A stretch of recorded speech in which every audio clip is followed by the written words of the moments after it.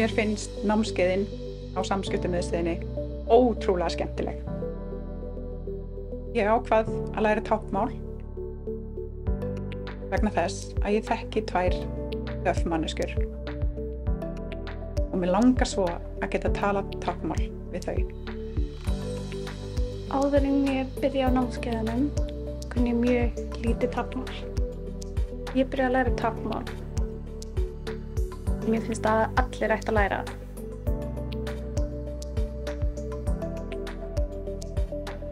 Þetta er líka svo fallegt tungumál. Áður kunni ég smá táknmál.